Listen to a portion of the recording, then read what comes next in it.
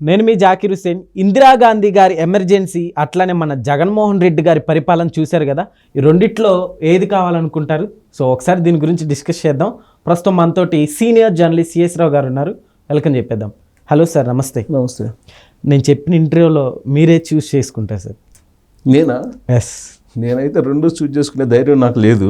Okay. కాకపోతే ఏంటంటే ఇందిరాగాంధీ గారు పెట్టినటువంటి ఎమర్జెన్సీ 70s పెట్టారు. అది నాకు కరెక్ట్గా అప్పుడు నాకు అంత అసలు ఊహ కూడా లేదు.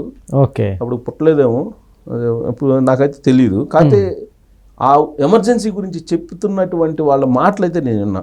ఓకే. ఎందుకనంటే ఆ ఎమర్జెన్సీ గురించి చెప్తుంటారు, ఇందిరాగాంధీ ఎమర్జెన్సీ గురించి. అందరినీ చాలామందిని అరెస్ట్ చేశారు, నిరంకుశితంగా వ్యవహరించారు, మీడియాకి సంఖ్యలు వేశారు, స్వేచ్ఛ లేకుండా చేశారు, ఇవన్నీ చెప్తూ ఉంటారు.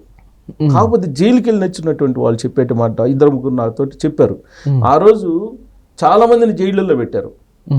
ప్రభుత్వాన్ని ప్రశ్నించినటువంటి వాళ్ళని అందరినీ కూడా జైల్లో పెట్టారు. ఓకే. కానీ అత్తగారి ఇంటి దగ్గర అల్లుడు వెళ్తే ఎంత సపర్యలు చేసేవాళ్ళో ఆ తరహా సపర్యలు చేసేవాళ్ళట జైల్లో. అవునా సార్? అంటే ఆ స్థాయిలో కాకపోయినా పిండి వంటలు, తలంటు స్నానాలు చేయించడం ఈ లేకపోయినా కానీ వాళ్ళని చాలా గౌరవప్రదంగా మర్యాదపూర్వకంగా చూసుకునే వాళ్ళంట జైల్లో. జైల్లో పెట్టించినప్పటికి కూడా ఎవరి మీద లాఠీలు చూపించడం కానీ, లేదంటే అసహ్యంగా మాట్లాడటం కానీ, కించపరచడం కానీ, అవమానపరచడం కానీ ఇలాంటివి చాలా వరకు లేవట. కొంతమంది నాతో చెప్పినట్టు మాట సీనియర్ లీడర్స్. ఓకే. జైలులో పెట్టినప్పటికి కూడా చాలా గౌరవంగా చూసేవాళ్ళు అని చెప్పి చెప్తుంటారు. అదే ఎమర్జెన్సీ కరెక్టా అంటే కాదు, ఎమర్జెన్సీని ఎవరు సమర్థించరు. కాకపోతే ఆ ఎమర్జెన్సీలో చాలా రూల్స్ని, ప్రాథమిక హక్కుల్ని కాల రాసినప్పటికి కూడా కొన్ని హక్కుల్ని ఆవిడ కల్పించారట ఎవరికి, ప్రత్యర్థులకి. ఎగ్జాంపుల్ నేను చెప్పింది, జైలుకి తీసుకెళ్ళినా కానీ గౌరవంగా చూసేవాళ్ళు, మర్యాదగా చూసేవాళ్ళు అంట. ఓకే. అది ఎమర్జెన్సీ. ఇందిరాగాంధీ ఎమర్జెన్సీ గురించి చెప్పాలంటే 2 ముక్కల్లో.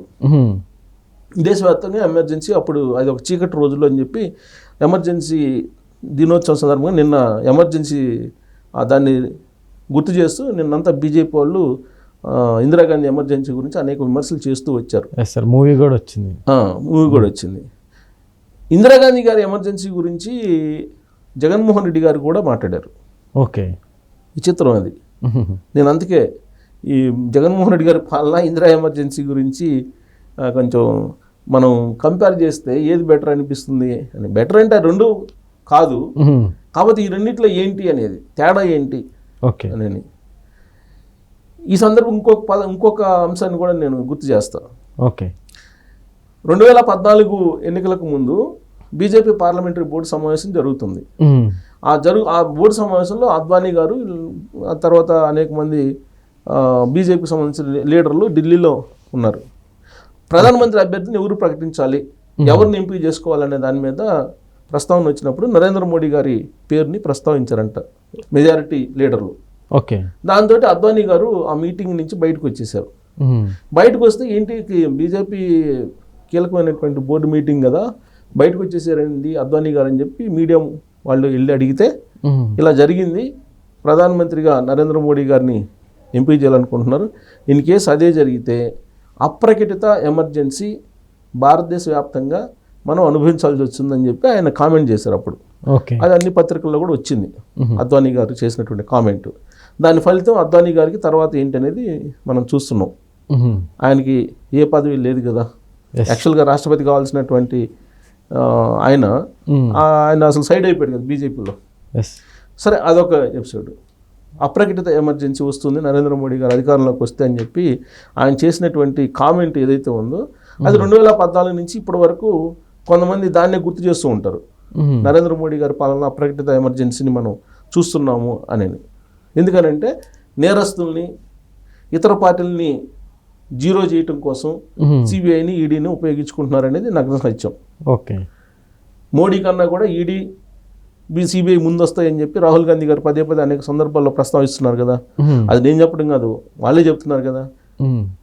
సో అప్రకటిత ఎమర్జెన్సీ ఉందా లేదా అనేది ఎవరైనా నిర్ణయించుకోవచ్చు. సరే కాంగ్రెస్ వాళ్ళు అయితే అసలు డైరెక్ట్గా ఇందిరాగాంధీ ఎమర్జెన్సీ కన్నా దారుణమైనది ఇది ఎమర్జెన్సీ అంటున్నారు, అది వేరే విషయం. ఓకే. సరే నరేంద్ర మోడీ గారి పరిపాలనలో ఎలా ఉంది, అపరిమిత ఎమర్జెన్సీ అద్వానీ గారు చెప్పినట్టు ఉందా లేదా అనేది ఒక చర్చ జరుగుతోంది ఇప్పుడు. ఇక ఇందిరాగాంధీ ఎమర్జెన్సీ గురించి నిన్న అంతా మాట్లాడారు, ఆ ఎమర్జెన్సీ ప్రకటించిన రోజు కాబట్టి నిన్నంతా మాట్లాడి జగన్మోహన్ రెడ్డి గారు కూడా మాట్లాడారు. సరే జగన్మోహన్ రెడ్డి గారు 2019 నుంచి 2024 వరకు ఆంధ్రప్రదేశ్లో ముఖ్యమంత్రిగా చేశారు. ఓకే. ఆయన ముఖ్యమంత్రి అయిన వెంటనే చేసిన పని ఏంటి, ప్రజావేదికను కూల్చేశారు. 9 కోట్లు పెట్టి కట్టినటువంటి ప్రజావేదికను కూల్చేశారు. అక్కడి నుంచి స్టార్ట్ అయింది. అది కూల్చే అధికారం ఎవరిచ్చారు ఆయనకి? ఒక ముఖ్యమంత్రి అయినంత మాత్రాన మొత్తం ప్రజాధనాన్ని కూల్చివేసే, లేదంటే ప్రజల ఆస్తులను కూల్చివేసే అధికారం ఉందా? లేదు. మరి అక్కడి నుంచి స్టార్ట్ అయింది ఆయన పరిపాలన. ఓకే. అక్కడి నుంచి స్టార్ట్ అయ్యి మాజీ మంత్రులుగా ఉన్నటువంటి, అప్పట్లో మాజీ మంత్రులు, ఇప్పుడు 100 మంది మంత్రులుగా ఉన్నారు. ఇప్పుడు మంత్రులుగా ఉన్నారు అచ్చెన్నాయుడు, కొల్లు రవీంద్ర, ఇలా చెప్పుకుంటూ పోతే మాజీ మంత్రులుగా ఉన్నటువంటి వాళ్ళందరినీ కూడా 1 డజన్ మందిని జైల్లో పెట్టించేశారు. శుక్రవారం వస్తుందంటే చాలు ఎవరిని తీసుకెళ్ళి జైల్లో పెడతారో తెలియదు.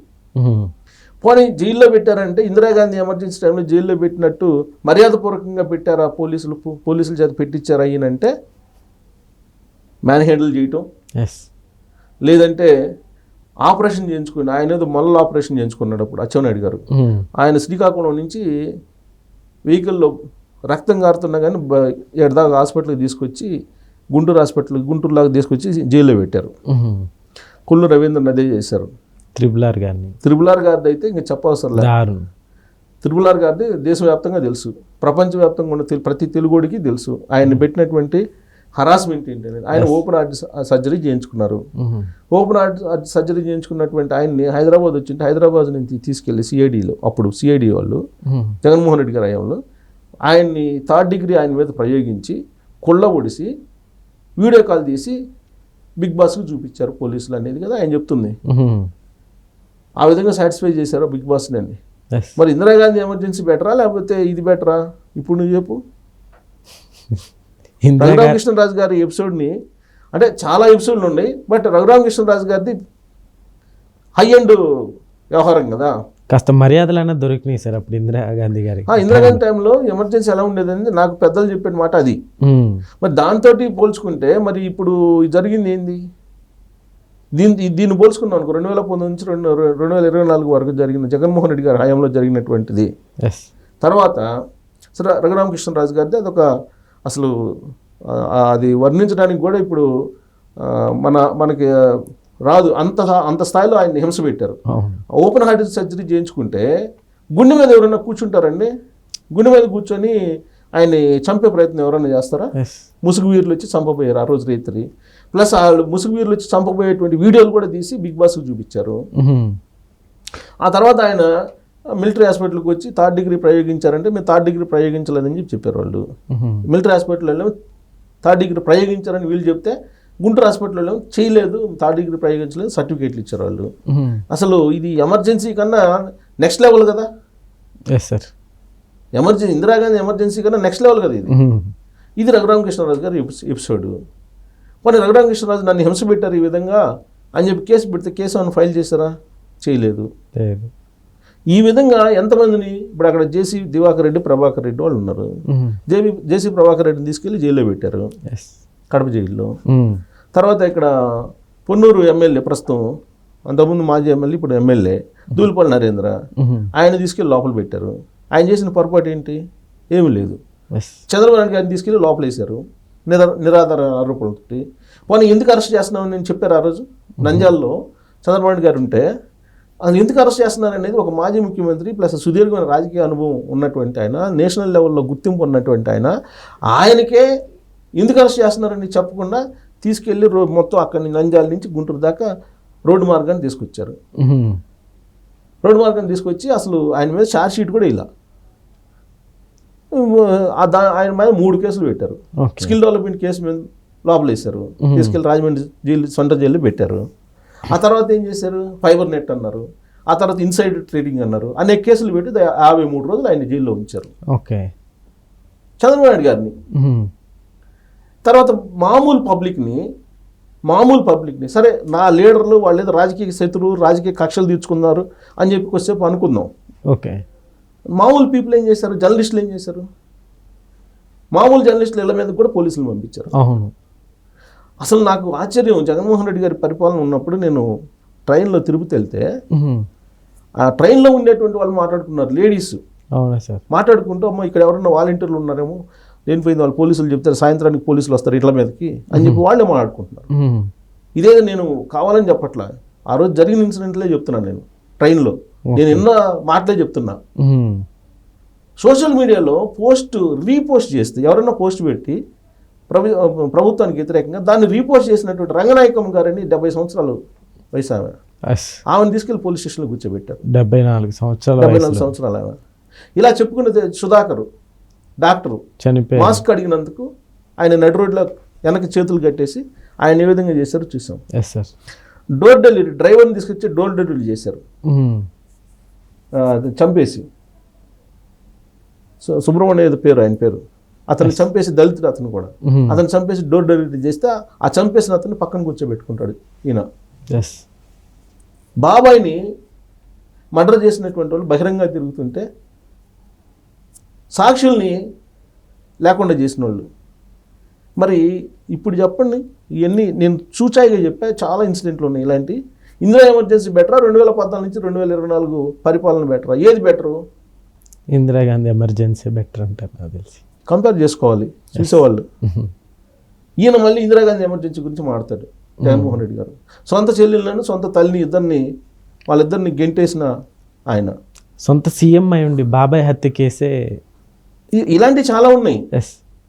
ఇప్పుడు పరిపాలనలో ఇప్పుడు 5 లక్షల ఎకరాలు దోచిపడేశారు ఐఏఎస్లు కొంతమంది అని చెప్పి వచ్చింది కదా రిపోర్టు.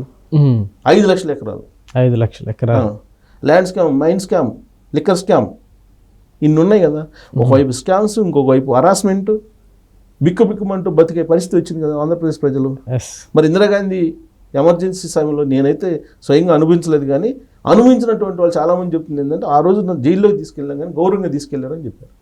ఇక్కడ 2019 నుంచి 2024 వరకు మ్యాన్ హ్యాండ్లింగ్ చేశారు కదా, అర్ధరాత్రి వేళ అపరాత్రి వేళ లేకుండా బెడ్రూమ్లోకి వెళ్ళి మహిళల మీద దౌర్జన్యాలు చేశారు కదా, పోలీసులు దౌర్జన్యాలు చేయించారు కదా ఆ రోజు నాటి గవర్నమెంట్. మరి ఈయన ఇందిరాగాంధీ ఎమర్జెన్సీ గురించి మాట్లాడతారు. సో 2019 నుంచి 2024 వరకు జరిగిన పరిపాలన కనుక చూస్తే ఇందిరాగాంధీ ఎమర్జెన్సీ సో బెటర్ అనేటువంటి అభిప్రాయం చాలామందికి కలుగుతుంది.